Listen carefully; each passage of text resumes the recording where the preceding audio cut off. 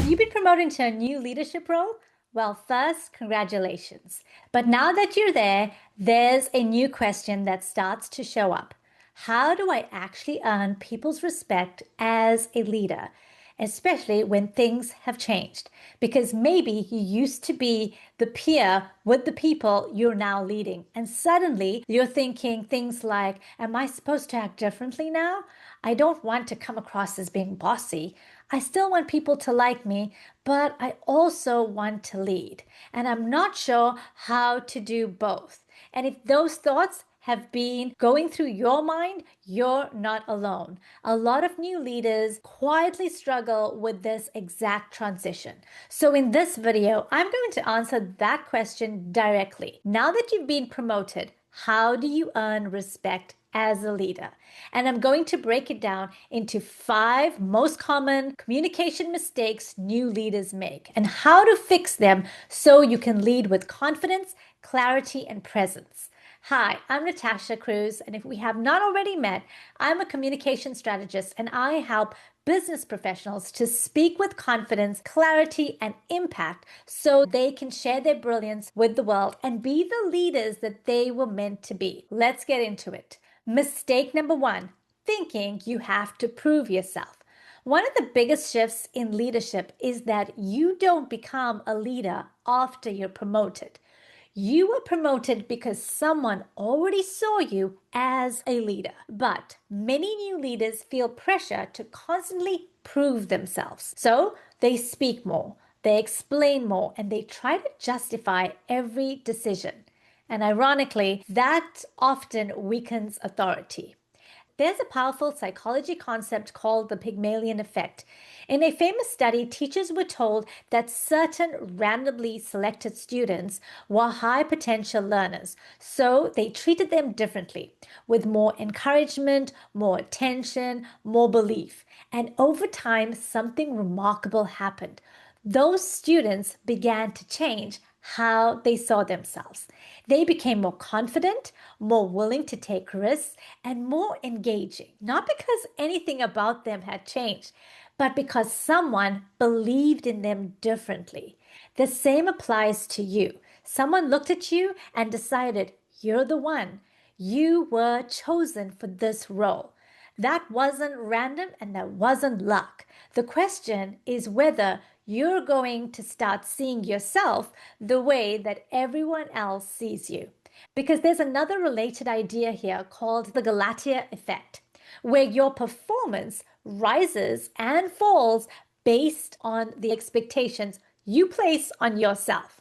In other words, when you believe you are capable, you begin to act, speak, and lead in alignment with that belief. And that's the leadership lesson. Someone already believed in you. They decided that you were ready. Now, the question is whether you're going to act like someone who belongs in the room or someone who's still trying to earn their way in. Because leadership doesn't come from proving yourself, it comes from believing that you already belong. Mistake number 2, communicating with uncertainty. Have you ever heard someone speak and immediately felt unsure about what they meant? That's what uncertainty does in leadership. I worked with a client. Let's call him Mark. He had just been promoted into a leadership role and was struggling to speak up in meetings. When he shared his ideas, it always started with, maybe we could, or he would say something like, I'm not sure, but he was second guessing himself before anyone else even had a chance to. When we dug into it, he told me something that I'll never forget. He said, Natasha, I'm the first person in my family to get a degree. The first person to be in a role like this. When I'm sitting in that boardroom, part of me feels like I don't belong there. That wasn't a communication problem. That was an identity problem wearing a communication mask. So we got intentional and it was hard work, but he did it. He replaced those hedging language with something grounded, some clear statements, and he worked on it, on how he entered the room, on how he opened his mouth before his mind could talk him out of it. And slowly, the way he spoke started to match the leader he already was. Because here's what I want you to hear. Uncertainty is not in your word signal. Uncertainty is in your leadership, it's in your identity, and your team will feel it before you even realize you're doing it. So phrases like, maybe we could, or I'm not sure, what do you think? Collaboration matters, but leaders still need to lead with clarity. People don't just listen to ideas, they're listening for direction. So the shift is simple. Instead of maybe we could, say, here's what I recommend. Instead of I'm not sure, say, here's what I know so far. Clarity builds trust, and trust builds leadership. If this is already resonating with you and shifting your thinking, then I'd love for you to subscribe to this channel. Mistake number 3, showing up unprepared. Nothing destroys credibility faster than a lack of preparation. When a leader walks into a room without clarity, everyone feels it.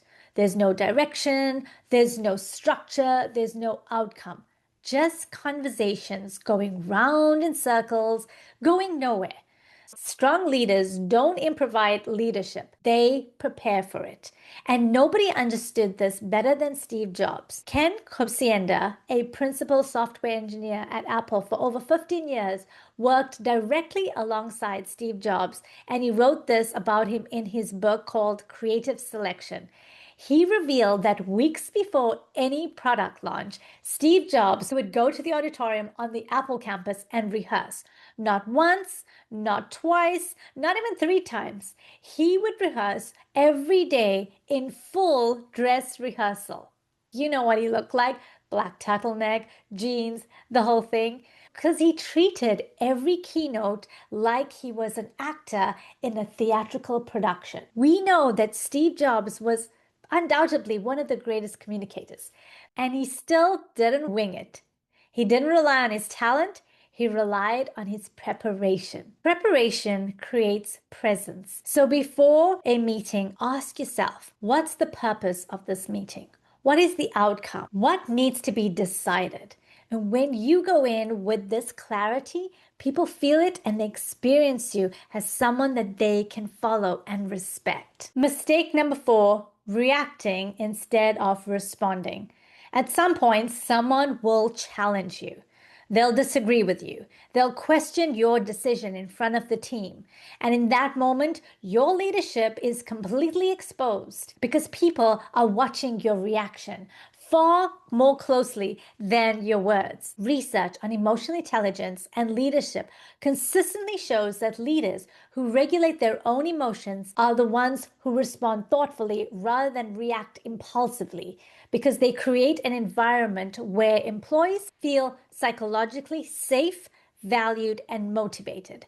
And when people feel safe, they perform. When they don't feel safe, they shut down. Have you ever watched a leader lose their composure in a meeting? Snap at someone, get defensive, or shut the conversation down with their energy alone. Do you remember how the room felt after that? And how people went quiet and they stopped contributing? That's just an awkward moment. That's trust quietly walking out the door.